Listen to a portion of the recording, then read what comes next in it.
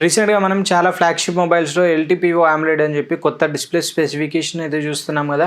So, ఈ వీడియోలో ఆ ఎల్‌టిపిఓ AMOLED స్క్రీన్ అంటే ఏంటిది? ఇది మనకి ఎల్‌టిపిఓ AMOLED స్క్రీన్ కన్నా బెటరా? కాదా? సో, దానివల్ల అడ్వాంటేజెస్ ఏంటి? అండ్ ఇది ఎలా వర్క్ అవుతుంది? ఇవన్నిటిపైన ఈ వీడియోలో అయితే మాట్లాడదాం. అండ్ వీడియోలోకి వెళ్ళే ముందు ఇంకో రిక్వెస్ట్, చాలామంది వీడియోస్ చూస్తున్నారు బట్ సబ్స్క్రైబ్ చేసుకోవట్లేదు. సో, ఫాస్ట్‌గా సబ్స్క్రైబ్ చేసుకోండి.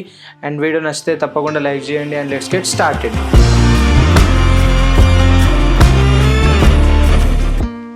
First what is LTPO? LTPO అంటే ఏంటి? ఎల్‌టిపిఓ లో టెంపరేచర్ పాలీక్రిస్టలిన్ ఆక్సైడ్ అని చెప్పి అయితే ఉంటుంది. ఇది మనకి ఎల్‌టిపిఓకి సంబంధించిన అబ్రివియేషన్. ఈ టెక్నాలజీ డిస్‌ప్లే యొక్క బ్యాక్ ప్లేన్‌లో అయితే యూజ్ చేస్తారు. సో, ఈ బ్యాక్ ప్లేన్ అంటే ఏంటిది అనేది కూడా మాట్లాడదాం. సో, ఫస్ట్ ఈ బ్యాక్ ప్లేన్ అంటే ఏంటి అనే విషయానికి వస్తే, సో, డిస్‌ప్లే మనకి మన ఫోన్ డిస్‌ప్లే ఏదైతే ఉంటుందో అది 2 సెగ్మెంట్స్‌లో అయితే ఉంటుంది. Front plane, back plane. Front plane వచ్చేసి మనం ఏదైతే డిస్‌ప్లే చూస్తున్నామో సో, అది అందులో పిక్సెల్స్ అయితే ఉంటాయి. సో, ఈ పిక్సెల్స్‌తోని మనకి ఇమేజెస్ అయినా, కలర్స్ అయినా, బ్రైట్‌నెస్ అయినా సో, ఇవన్నీ అయితే వేరీ అవుతూ ఉంటాయి. సో, ఈ పిక్సెల్స్‌తోనే మనకి ఏం చూసినా, వీడియోస్ అయినా, ఇమేజెస్ అయినా అన్నీ మనం మొబైల్ స్క్రీన్ పైన ఏది చూసినా ఈ పిక్సెల్సే మనకి అవన్నిటిని అయితే చూపిస్తూ ఉంటాయి. సో, ఈ పిక్సెల్స్ అన్నీ మనకి ఫ్రంట్ ప్లేన్ పైన అయితే ఉంటాయి. అండ్ బ్యాక్ ప్లేన్ గురించి మాట్లాడుకుంటే, బ్యాక్ ప్లేన్ అనేది టీఎఫ్టీస్‌కి సంబంధించిన ఒక మ్యాట్రిక్స్ అని చెప్పుకోవచ్చు. టీఎఫ్టీస్ అంటే థిన్ ఫిలిం ట్రాన్సిస్టర్స్. సో, ఇవన్నీ మనకి ఈ థిన్ ఫిలిం ట్రాన్సిస్టర్స్ అనేవి ఒక చిన్న థిన్ ఫిలిమ్స్‌ని లేయర్స్‌గా చేసిన తర్వాత ఇవైతే మనకి ఫామ్ అయితే మేక్ అయితాయి. ఈ థిన్ ఫిలిం ట్రాన్సిస్టర్స్ ఏవైతే టీఎఫ్టీస్ ఉన్నాయో సో, ఇవి మనకి ఒక కంట్రోల్ స్విచ్‌లా అయితే యూజ్ అయితాయి. లైక్ ఆ డిస్‌ప్లే బ్రైట్‌నెస్ ఎక్కువ అయినప్పుడు అయినా, తక్కువ అయినప్పుడు అయినా ఏ పిక్సెల్‌కి ఎంత కరెంట్ ప్రొవైడ్ చేయాలి. సో, ఇవన్నీ మనకి ఈ థిన్ ఫిలిం ట్రాన్సిస్టర్స్ ఏవైతే టీఎఫ్టీస్ ఉంటాయో సో, ఇవే హ్యాండిల్ చేస్తాయని చెప్పుకోవచ్చు. సో, ఇవే కంట్రోల్ చేస్తాయని చెప్పుకోవచ్చు. సో, ఈ థిన్ ఫిలిం ట్రాన్సిస్టర్స్ ఏవైతే ఫ్రంట్ ప్లేన్ పైన ఉన్న పిక్సెల్స్‌కి కరెంట్ పాస్ చేయడానికి అయితే యూజ్ అవుతాయి. మనం ఏదైనా ఇమేజ్ చూసినప్పుడైనా కరెంట్ ఎంత పాస్ చేయాలి, లైక్ బ్రైట్‌నెస్ తక్కువ చేసుకున్నప్పుడు, బ్రైట్‌నెస్ ఎక్కువ చేసుకున్నప్పుడు బ్యాటరీ నుండి ఎంత పవర్ ఈ పిక్సెల్స్‌కి ప్రొవైడ్ చేయాలి అనేది ఈ థిన్ ఫిలిం ట్రాన్సిస్టర్ అనేది కంట్రోల్ చేస్తుంది. ఇది ఒక స్విచ్ అని చెప్పుకోవచ్చు. ఆన్ అండ్ ఆఫ్ స్విచ్ అని చెప్పుకోవచ్చు. సో, ఇవి మనకి బ్యాక్ ప్లేన్‌కి సంబంధించిన డీటెయిల్స్ అయితే, లైక్ నేనైతే బేసిక్ డీటెయిల్స్ చెప్పాను. లైక్ ఇంకా అడ్వాన్స్‌కి వెళ్తే మాత్రం అది చాలా పెద్ద టాపిక్ అవుతుంది. So, basic details like basic functioning అయితే చెప్పాను. ఇలా మనకి డిస్‌ప్లే అయితే ఫంక్షన్ అవుతుంది. 2 segments, front plane, back plane. Front ప్లేన్‌లో మనకి పిక్సెల్స్ అయితే ఉంటాయి. అండ్ బ్యాక్ ప్లేన్‌లో మనకి టీఎఫ్టీస్, థిన్ ఫిలిం ట్రాన్సిస్టర్స్ అయితే ఉంటాయి. సో, ఈ థిన్ ఫిలిం ట్రాన్సిస్టర్స్‌తోని ఏ పిక్సెల్స్‌కి ఎంత పవర్ వెళ్ళాలి అనేది ఈ థిన్ ఫిలిం ట్రాన్సిస్టర్స్ దగ్గర అయితే డిసైడ్ అవుతుంది.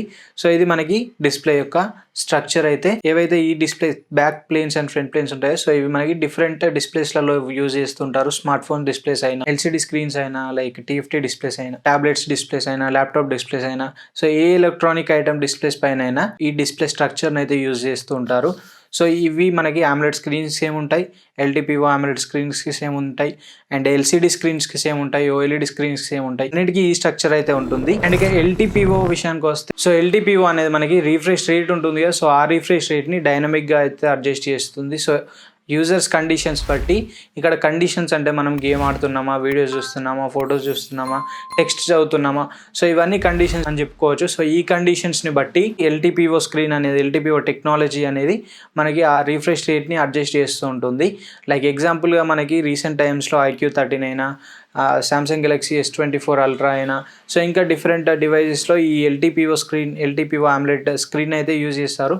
సో, మనం ఇప్పుడు IQ13 ఎగ్జాంపుల్‌గా తీసుకున్నాం అనుకోండి. సో, అందులో మనకి 144 హెర్ట్జ్ రిఫ్రెష్ రేట్ అయితే ఉంటుంది.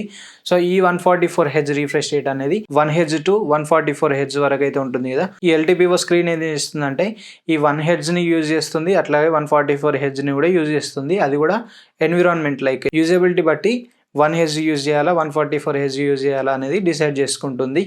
లైక్ ఒకవేళ మనం హెవీ గేమింగ్ చేసామనుకోండి, లైక్ కాల్ ఆఫ్ డ్యూటీ అయినా, బీజీఎం అయినా, సో, ఇటువంటి హెవీ గేమింగ్స్ చేసినప్పుడు మనకి హయ్యర్ రిఫ్రెష్ రేట్ అవసరం పడుతుంది కాబట్టి అప్పుడు 144 హెర్ట్జ్‌ని యూజ్ చేసుకుంటుంది.